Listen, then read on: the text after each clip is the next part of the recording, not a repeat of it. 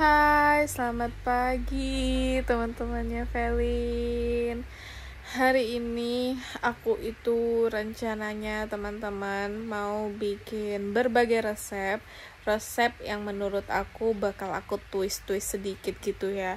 Karena aku itu jujur aja kayak bosen gitu ya makan makanan kampung ya, makan makanan desa. Jadi aku pengen banget buat resep makanan yang modern. Dan banyak dari kalian yang bilang, Kak Velin jangan jajanan tradisional terus dong, yang modern dong gitu. Jadi hari ini aku bakal membagikan resep berbagai masakan atau makanan cemilan yang modern ya teman-teman. Dan aku lagi ada di kasur karena otak saya kayaknya agak-agak hang sedikit gitu ya. Tapi ya udah, habis ini aku ganti baju dulu, kita akan langsung pergi ke dapur. Sebelum aku mulai, terima kasih banyak yang udah mohon maaf, anjing aku kalau pagi-pagi itu tantrum. Oke, aku sebelum mulai aku mau ngomong ke kalian, terima kasih banyak yang sudah gak skip iklan. Semoga itu juga bisa membantu kami di sini. Terima kasih banyak ya teman-teman yang gak skip iklan. Yuk kita langsung ke dapur dan masak. Tapi sebelum itu aku ganti baju dulu. Resep pertama yang mau kita buat namanya adalah pancake cream custard atau pancake lumer. Pancake lumer ini teman-teman adalah resep yang aku lihat dari buku resep Ama, yaitu buku resep Jepang. Waktu itu diberikan sama temannya beliau yang pergi ke Jepang dan membelikan oleh-oleh. Dan ini adalah resepnya. Yuk, yang pertama kita buat cream custardnya terlebih dahulu. Di sini kita hanya butuh 3 kuning telur. Kita tidak pakai putihnya. Putihnya bisa disisihkan untuk hal yang lain. Mungkin scramble egg buat pagi. Di sini kita cuma pakai kuningnya saja. Di sini kita campur dengan 60 gram gula pasir atau setara dengan kurang lebih 7 sendok makan.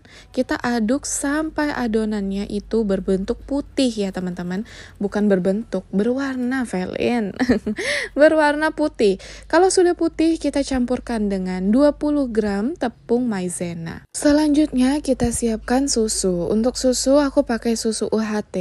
Kalau tidak punya boleh pakai susu kental manis yang dicairkan sebanyak 300 ml susu.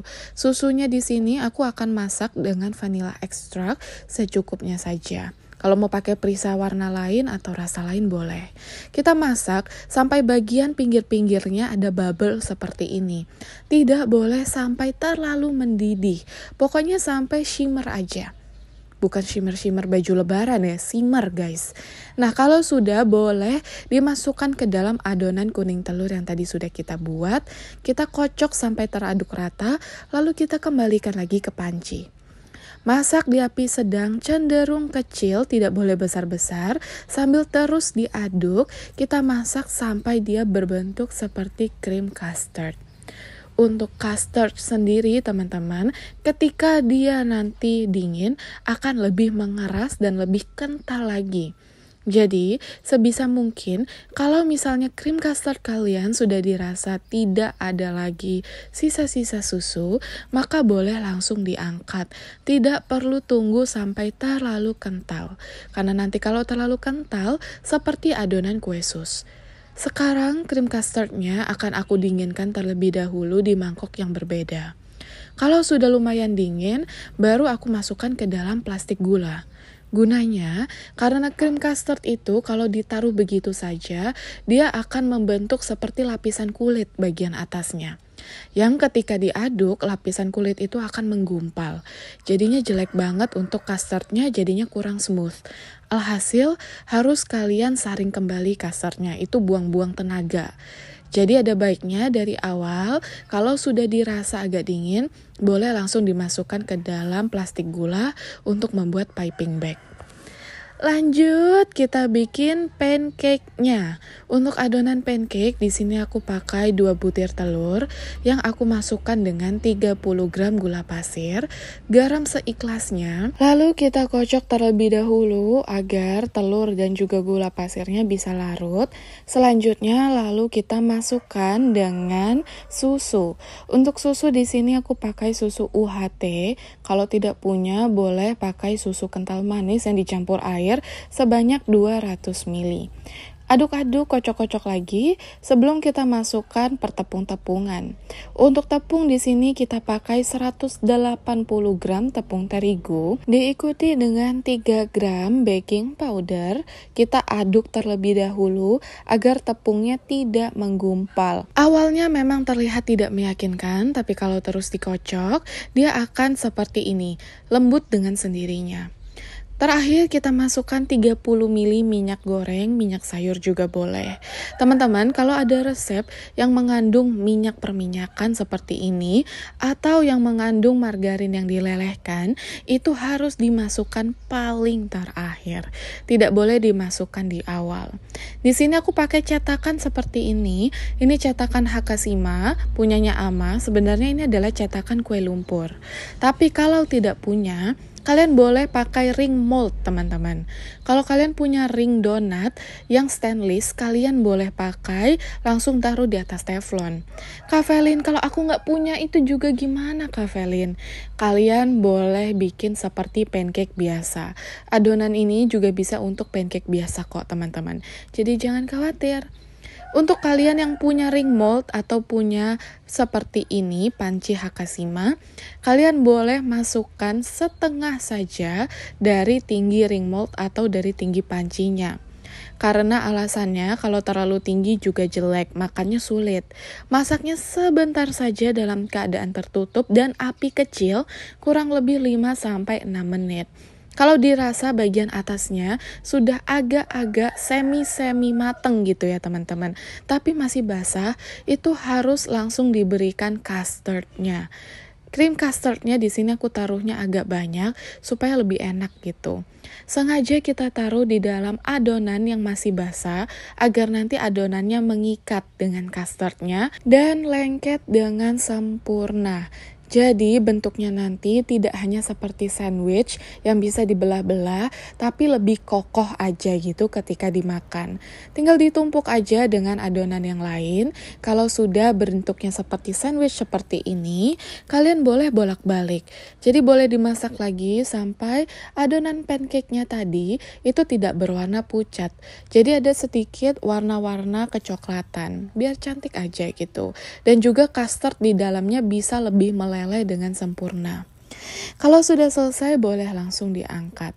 Resepnya simple tapi bisa elevate pancake yang biasanya kalian buat di rumah menjadi pancake Jepang ala-ala. Dijamin rasanya jauh lebih nikmat, jauh lebih lumer, apalagi untuk kalian yang mungkin kurang suka keju tapi suka yang lumer-lumer gitu. Mungkin ini bisa menjadi alternatif untuk kalian untuk makan di rumah. Anak-anak pasti doyan kok. Dan di sini memang resepnya bukan untuk resep jualan, jadi bisa dibilang resepnya agak mahal modalnya. Tapi kalau misalnya kalian mau buat jualan, banyak alternatif yang bisa kalian ganti. Seperti susu UHT, kalian bisa ganti dengan susu kental manis. Jadi bisa lebih murah. Efeknya sama kok, teman-teman. Dan di sini satu resep yang aku pakai itu bisa jadi kurang lebih 5-6 sandwich. Jadi bisa untuk sekali makan. Jujur soal makanan sebenarnya aku tuh gak gampang bosenan. Tapi aku tuh pemilih kalau makan. Dan Ama sering banget bikin pancake. Modelannya seperti ini. Kalau gak pancake ya dadar. Dadar Belanda gitu kalau Ama bilang. Dan jujur kadang bosen ya teman-teman. Kalau makan olahan yang begitu-begitu saja. Aku bisa ngebayangin kalau punya anak kecil yang picky eater gitu, yang makannya milih-milih, pasti pingin variasi, gak pengen makan yang sama. Bisa jadi resep ini kalian pakai dan kalian coba buat kalian yang bosenan gitu. Karena bikinnya gampang, tapi rasanya kayak beli di restoran-restoran. Tanpa mengeluarkan uang yang banyak, kalian sudah bisa makan ala restoran Jepang. Tada, sudah jadi. Namanya pancake custard lumer. Nah, buat kalian yang nggak suka keju tapi suka efek-efek kayak lumer-lumer keju, ini lumer banget sih ya.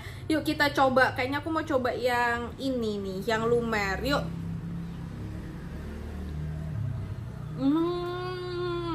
Lihat deh teman-teman, lumer, bener-bener lumer nih. Ini udah masak ya, karena custardnya kan dimasak terpisah ya. Jadi aduh lumer banget. Lumer. Aku tuh seneng banget karena teksturnya itu soft, tapi dalamnya itu juga manis. Aduh enak sih ini. Kalian wajib coba, apalagi buat kalian yang mungkin punya anak-anak di rumah atau pengen mengimpress pacar gitu ya. Dengan masak-masakan atau dessert yang gampang, bisa banget nyobain pakai masak pancake custard kayak gini. Aduh ini enak sih.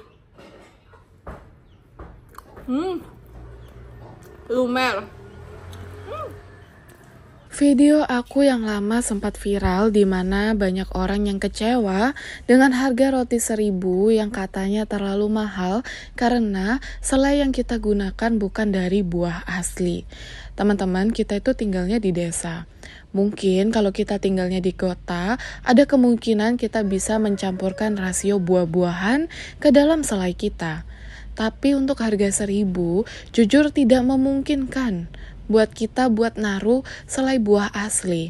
Kecuali harga rotinya bisa dinaikkan menjadi 5.000. Dan itu sudah tidak mungkin sebenarnya. Karena di desa kami, daya beli masyarakat itu tidak diukur dari enaknya makanan, tapi diukur dari seberapa murah makanan itu.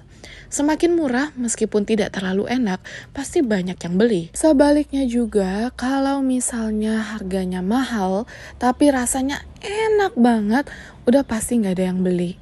Jadi memang daya belinya beda-beda antar daerah. Tidak seperti yang di kota lebih mengutamakan dan mengkualitaskan rasa.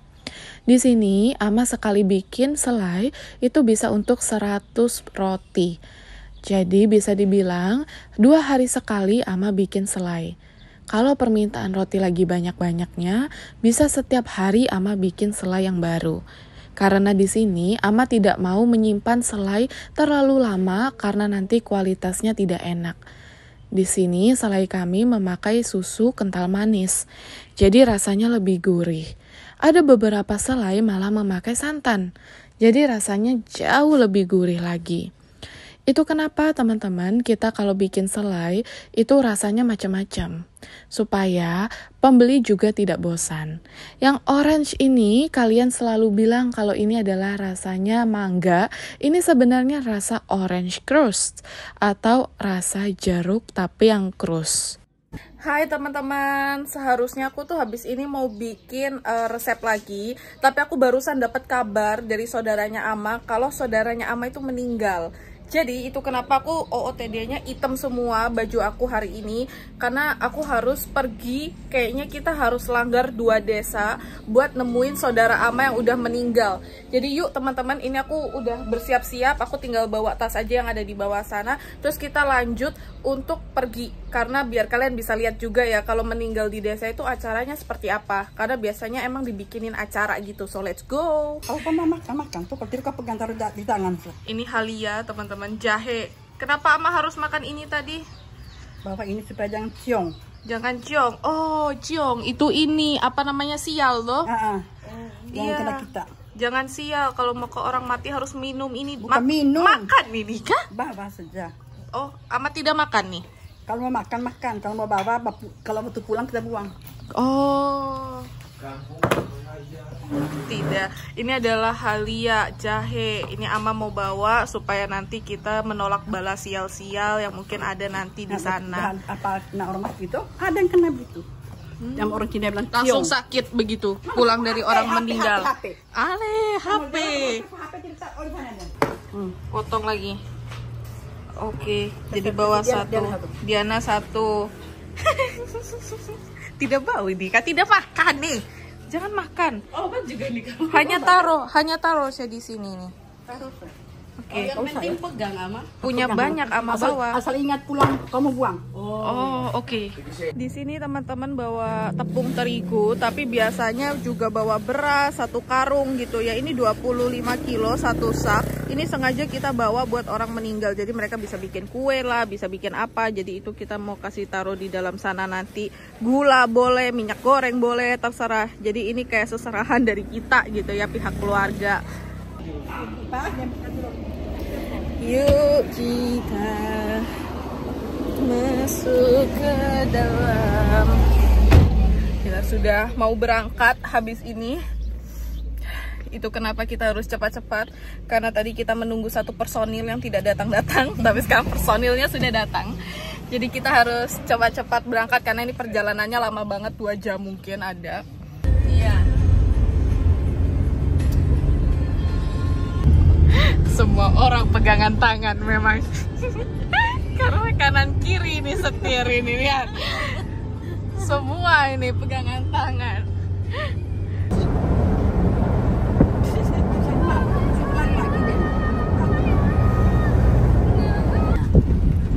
Betul-betul sebelah ini laut, Amai. Ini laut sudah nih. Luar biasa. Jalannya menurun ke sana. Setapak, nggak setapak sih, 1 mobil bisa lewat.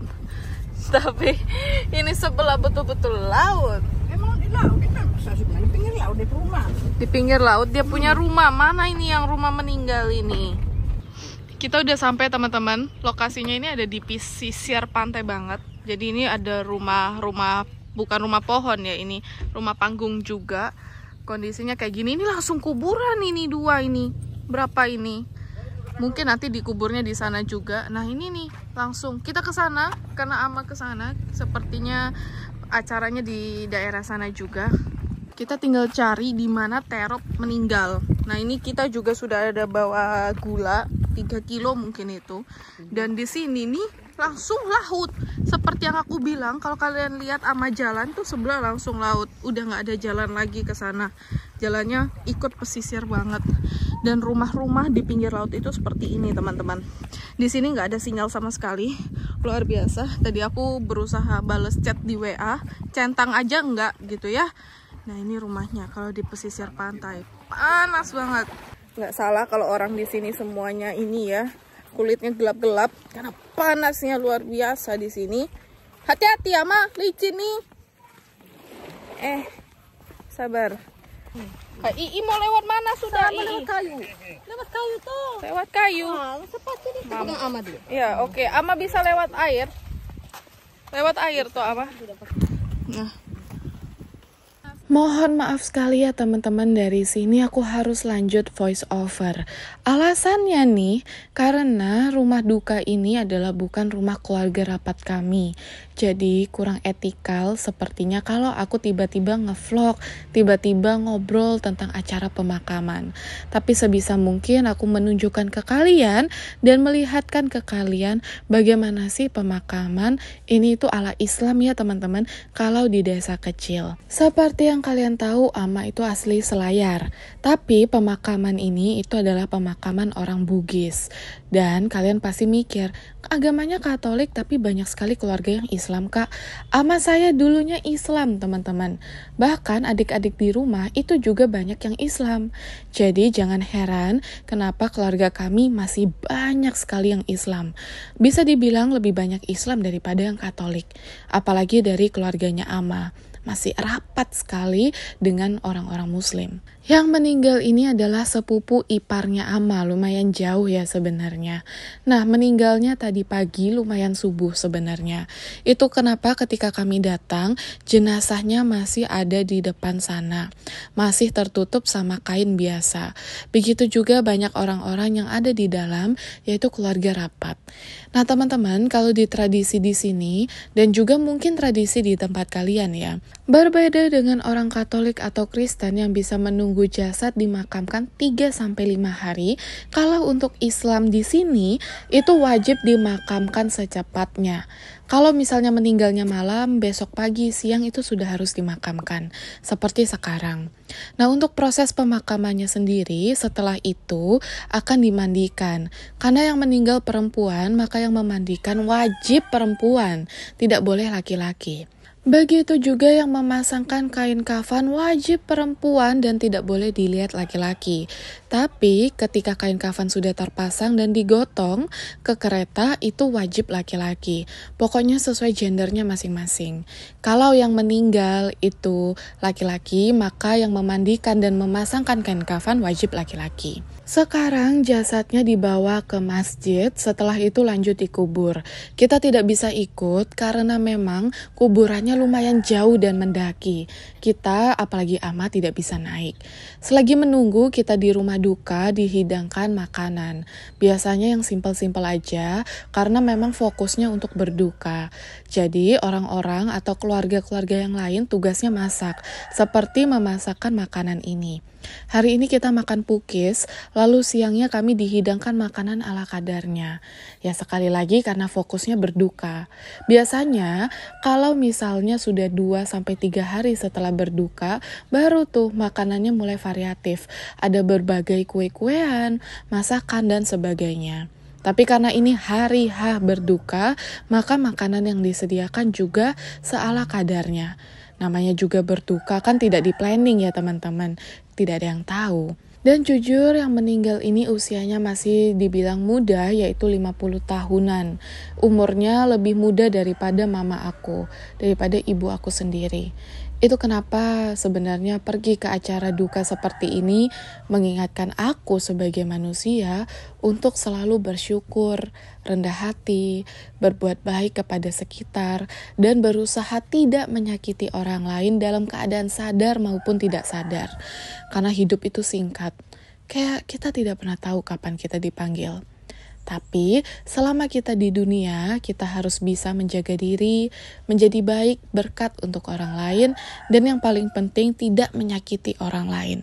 Itu saja sebenarnya sudah cukup. Setelah makan siang ini teman-teman kita lanjut untuk pulang, karena kita sendiri juga tidak bisa lama-lama. Perjalanannya 2 jam pergi ke sini, dengan jalan yang kurang baik. Jadi kalau lama-lama juga kayaknya kurang efisien untuk kami yang perjalanan jauh. Terima kasih teman-teman yang sudah nonton. Video kali ini bisa dibilang singkat, padat, dan jelas, tapi semoga bermanfaat. Kalau kalian suka sama video aku, jangan lupa untuk like dan subscribe-nya ya teman-teman. Jangan lupa besok mampir lagi ke channel aku, karena anggap aja rumah sendiri. Bye-bye!